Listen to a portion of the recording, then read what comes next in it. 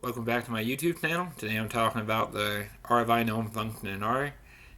The rbinom function draws random samples from the binomial distribution. The binomial distribution is essentially a collection of coin flips or trials with probability p.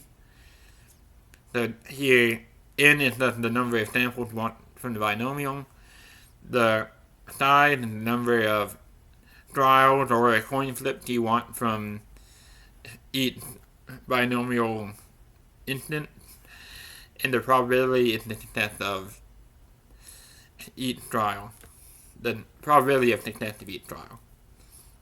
Okay, so I'm going to go ahead and start by making a factor of 100. The 100 is the number of samples I want. Size is the number of trials in each sample. So I'm going to say 10. And I want the probability to be 0.5, like a true coin flip.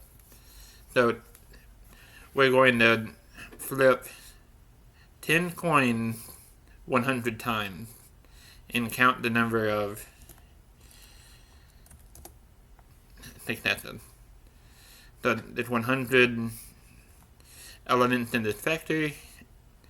The first one had 6 successes, and so on. Okay, so the mean of this distribution should be n times p, or 5. And we got a number very close to 5. The variance should be so n times p times 1 minus p. So I'm just going to go ahead and make that more clear here.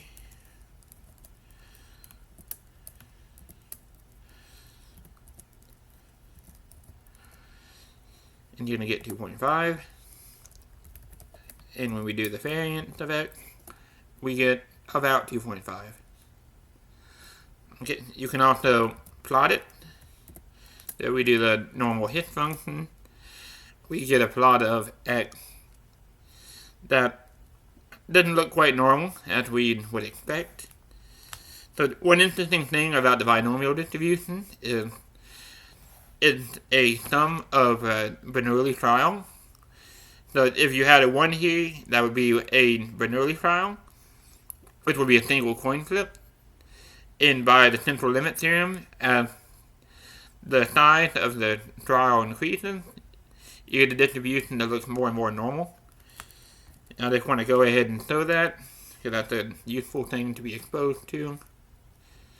And to do this, I borrowed a function I wrote in my tutorial virtually determining normality in R. So I just loaded in that function before I started the video, and I'm going to use it here. Okay, so if I take x and I pipe it into the hit density function, my custom function, you will see that the actual density here in red doesn't match the theoretical density that you would want to see from a normal distribution. But if we increase the size of n, not n, if we increase the size of the number of trials, that size parameter in the function, we're going to get something that looks a lot more normal.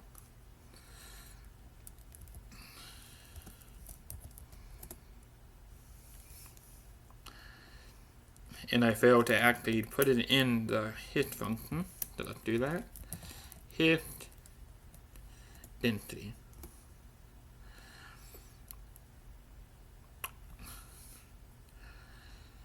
Okay, so clearly I'm messing something up.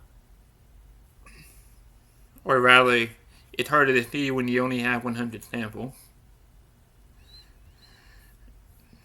I should have anticipated that, but okay, so let's go ahead and do this better.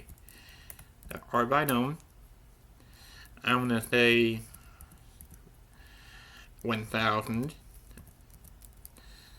times 10, probability 0.5. And I go back to my hit density function.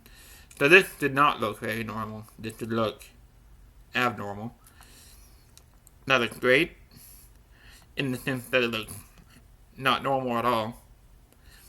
You can see the density has these peaks because the binomial distribution is actually discrete. So it can't have values of 0.55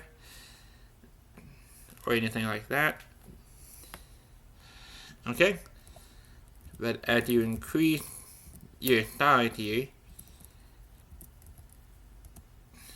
and my problem was simply that I had too much noise with only 100 samples.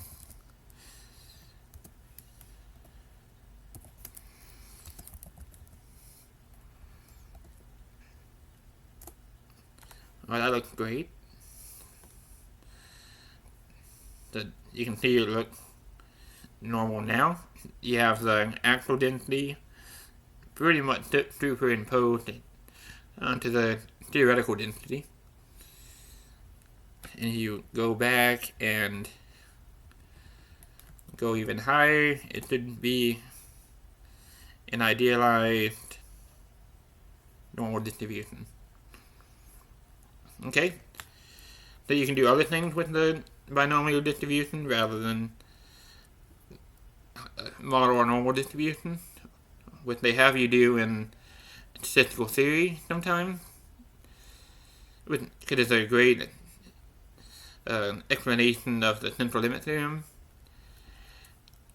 Okay, so we can also get probabilities from sampling. It's one of my preferred ways to get a quick probability calculation rather than use the P and Q functions, the P binom and the Q binom. Okay, so let's get started with that. So I'm going to go ahead and make a new X so we can look at it. Let's say I want 1 million because I'm trying to get a value by simulation, so I want a large number of them. I'm still going to do 10 here. This is 10 coins look 1 million times. Okay? So let's say I want the probability of more than 6 heads. That seems like a reasonable thing. So I'm going to make a little counter variable to count the number of times I have more than 6 heads. Okay, so for I in 1 to length of x. So what I'm doing here is I'm making a vector between 1 and the length of this vector here, x, which is 1 million. So it's 1 to 1 million. And then I make brackets for that. If x of I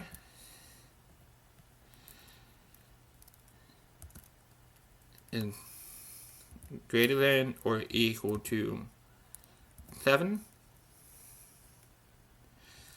more brackets, the brackets for the if statement, counter equal counter plus 1.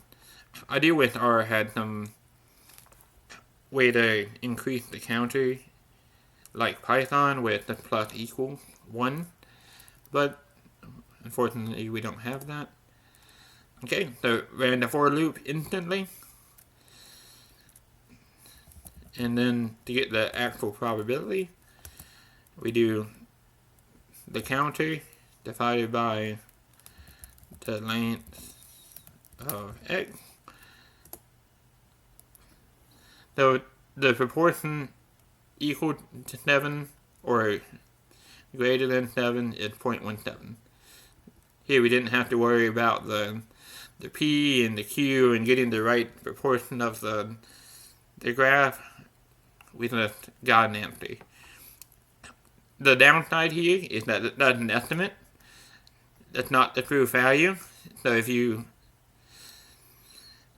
need to get the true value of that proportion, you have to do P and Q.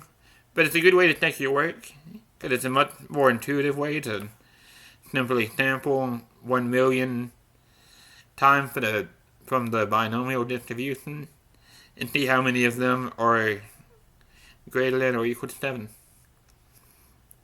Okay, that's the end of the video. Thank you for watching.